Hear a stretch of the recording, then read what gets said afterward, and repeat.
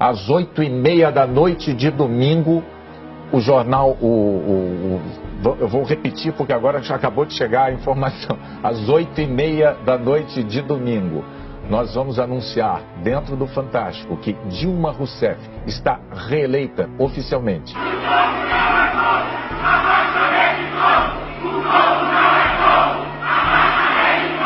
Faremos uma oposição incansável, inquebrantável, intransigente.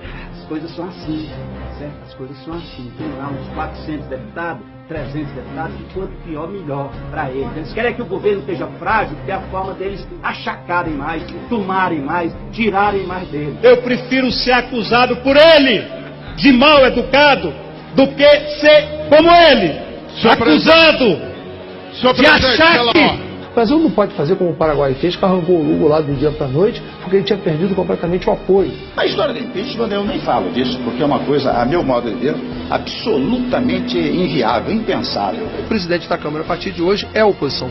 O anúncio vem um dia depois que um delator da Operação Lava Jato afirmou que Cunha recebeu $5 milhões em propina por um contrato da Petrobras. Cunha, eu te amo! Nós nos recusamos a essa negociação. O presidente da Câmara, Eduardo Cunha, acaba de anunciar que acolheu um pedido de abertura de processo de impeachment contra a presidente Dilma Rousseff. Foi uma reação ao posicionamento dos parlamentares petistas ali no Conselho de Ética, que está de olho nas atitudes do Eduardo Cunha. Óbvio que foi. Sua Excelência, o presidente Eduardo Cunha, usou da sua competência para fazer uma vingança e uma retaliação à chefe do executivo. O PMDB se retira da base do governo da presidenta Dilma Rousseff. Se ainda havia alguma dúvida sobre o golpe, a farsa e a traição em curso, não há mais. O MBL acabou de fechar com o PSDB, DEM, PMDB, uma articulação para eles ajudarem, e aí também com a força sindical, que é o Paulinho, né? Para divulgar o dia 13, usando as máquinas deles também. Enfim, usar agora uma força que a gente nunca teve. E foi o MBL que montou isso. A gente está costurando agora com todos eles para ter o impeachment. Então a gente está em outra, a gente está realmente causando problemas para Dilma. Os técnicos concluíram que as chamadas pedaladas fiscais não tiveram a participação da presidente afastada. Se não houve participação da presidente Dilma, não há por que incriminá-la nesse aspecto. Impeachment sem crime de responsabilidade é o quê? É golpe! Nós queremos servir a uma cobra! O Brasil não é a República da Cobra! Eu fui contratada pelo PSDB em maio, recebi R$45 mil para fazer um parecer. Eu preciso explicar porque isso tem a ver com a minha honra. Pela memória do coronel Carlos Alberto Brilhante Ustra, o pavor de Dilma Rousseff. Sim, sim, sim, sim!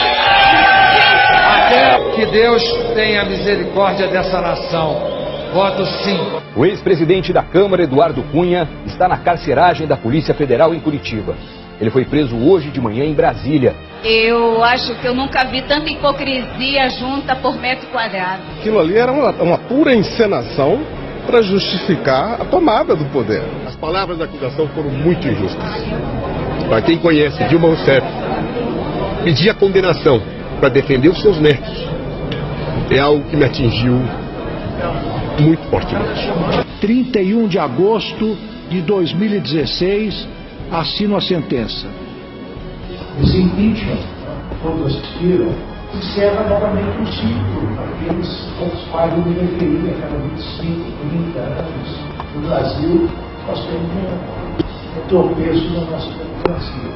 Mergulhar o país no estado permanente de instabilidade política, impedindo a recuperação da economia, com o único objetivo de tomar à força o que não conquistaram nas urnas. E que seus inimigos são acusados de crimes mais graves.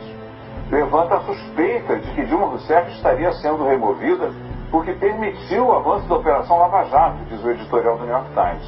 E no Guardian, um jornal britânico que é muito lido aqui nos Estados Unidos, diz que quem deveria estar em julgamento deveria ser o sistema político brasileiro e não uma mulher. Tem uma coisa interessante nesse golpe, eles confessam o golpe. Sugerimos ao governo que adotasse as teses que nós apontávamos naquele documento chamado Ponte para o Futuro. E como isso não deu certo, não houve adoção, instaurou-se um processo que culminou agora com a minha efetivação como presidência da República. Nós temos a convicção de que não há crime de responsabilidade fiscal nesse processo. A maioria aqui nós votamos exatamente pela questão da governabilidade. Presidente, não é um pouco, botar entre aspas, mas mesquinho, tirar verbas da presidente, tirar os aviões, não fica uma coisa... A senhora presidente utiliza o avião, ou utilizaria, para ir fazer campanha denunciando o golpe.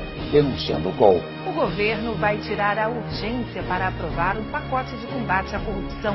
A decisão contraria o Ministério Público Federal. O que a gente está vendo é que há uma contradição, o discurso do governo de ajuste fiscal, mas no fim, na prática, o que a gente está vendo é aumento de gastos. Então o governo está criando despesas obrigatórias, ao mesmo tempo está falando em teto para limitar o gasto público.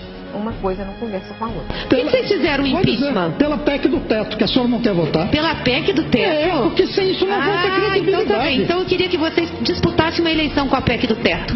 O ministro do Planejamento, Romero Jucá, do PMDB, vai se licenciar do cargo.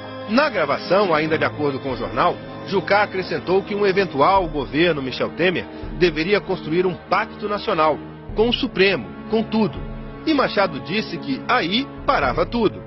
E Jucá respondeu que delimitava onde está, a respeito das investigações. Jucá disse que havia mantido conversas com ministros do Supremo, os quais não nominou. Nessa travessia ali, já 6 ministros já caíram nela.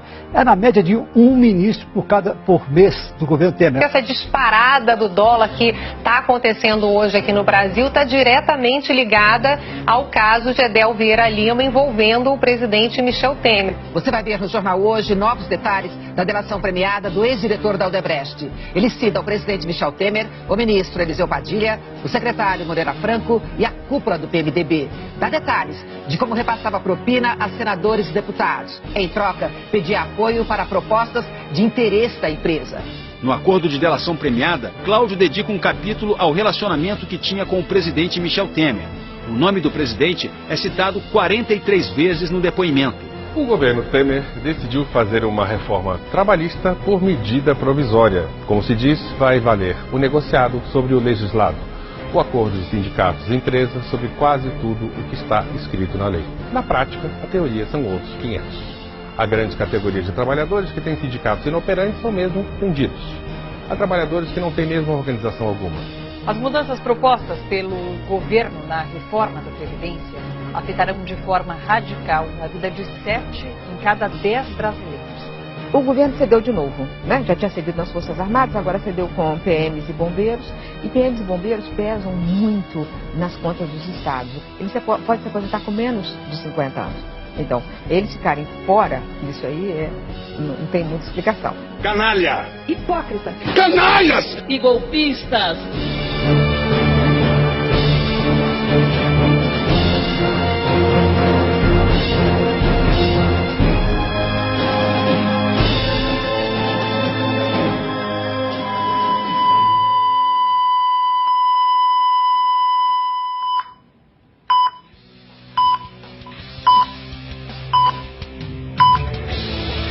Eu espero que seja uma lição.